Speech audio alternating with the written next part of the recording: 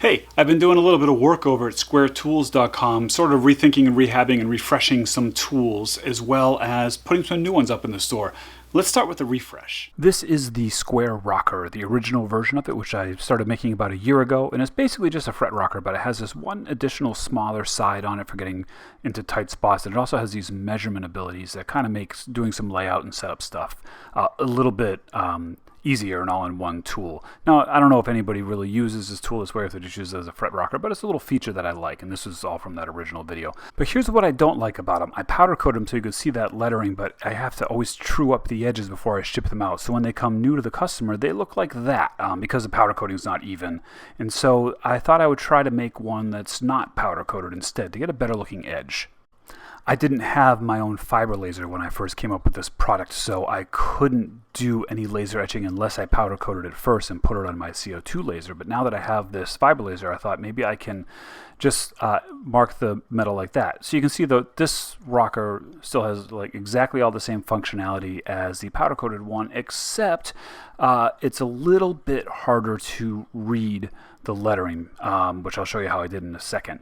And I think that's okay though, because I think that if you're doing the kind of work where you're going to use that ruler, like even on camera it's hard to see, but like you're probably in a pretty well lit area if you're doing this kind of fine work. Here's the process I tried this time. I get these parts in from sendcutsend.com, and if you go to this link here, it'll take you to their site. They always have those little tiny micro tabs on them, which there's kind of nothing I can do about. So I have to take those off. And the first thing I do is I take them off using this piece of granite with some 600 grit sandpaper. And that's where, before, like when I showed you that powder coated one, the edge would look pretty bad. But so now I'm still doing that same process I had to do before, but I can actually get this edge to look better. So there's the plus. And now that I have this Thunder Laser fiber laser, I can etch the metal myself. And so I put the outline in, figured out all this stuff. I have to be very careful with the measuring so it all lines up. And then you can see it just like takes basically seconds to etch that.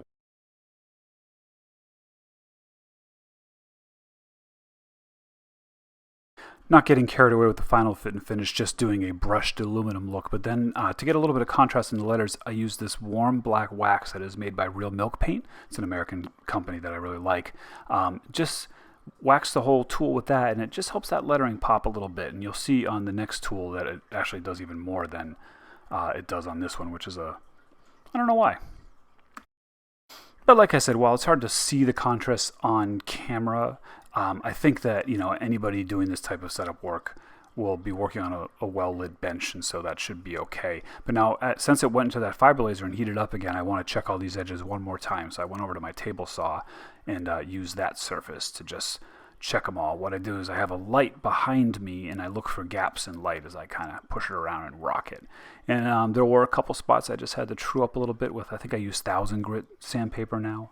Now the other bonus of doing it this way, and when did you ever hear a business say this, but since this cost me a little bit less to make because I'm not paying for powder coating, that means I can sell them for less. So this version of the rocker costs more than $1.50 less than the powder coated version.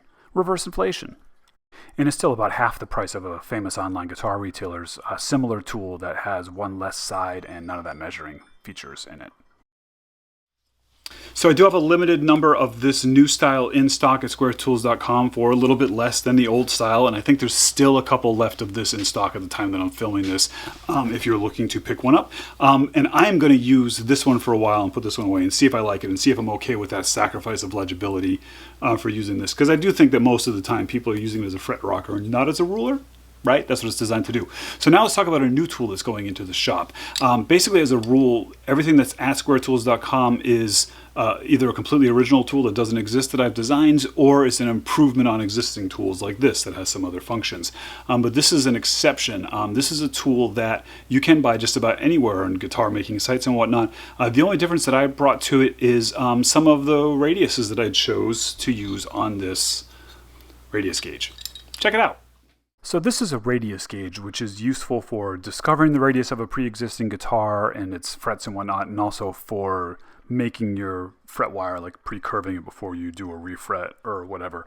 And these are basically identical to everybody else's, except for I'm making them, and just trying to make them available to people at my store to maybe save them another trip and make them available at an affordable price. So same problem with the rocker. There were two micro tabs on the Send Cut Send products that I had to get rid of on two of the sides, which you can see I'm doing in bulk on these because I can't just create like a straight edge. I had to sort of go in and do them by hand, and I was doing it pretty carefully and checking them against some other reference points that I had in the shop.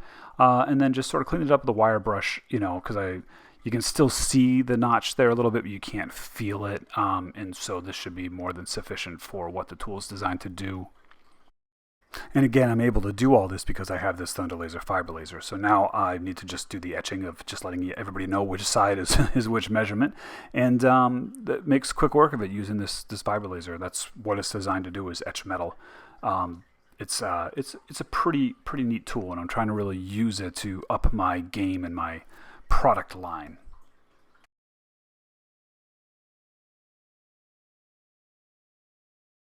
Now here's something you need to be aware of when you're using a fiber laser.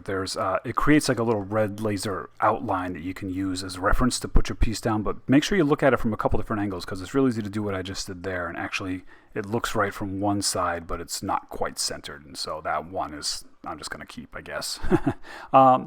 I was experimenting with finishes on this as well, and instead of using the wire brush, I tried using some like 3000 grit sandpaper, and then I used that real milk paint black wax, and you can see how it really helps the contrast and the legibility on this tool.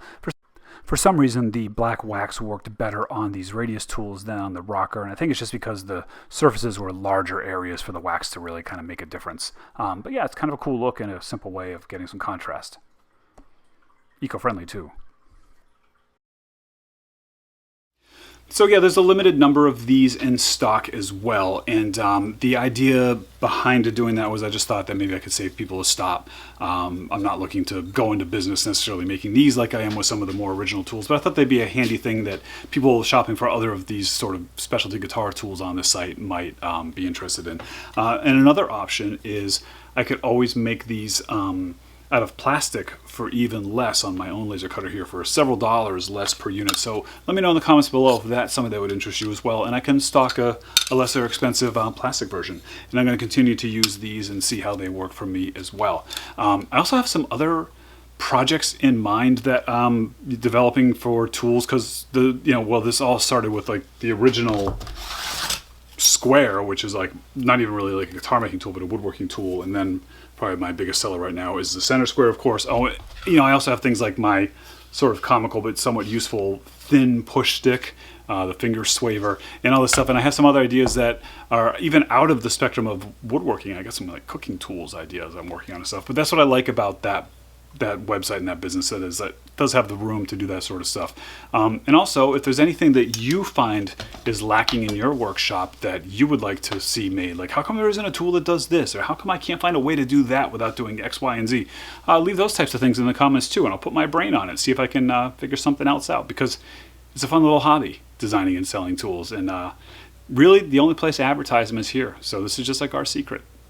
All right, be good.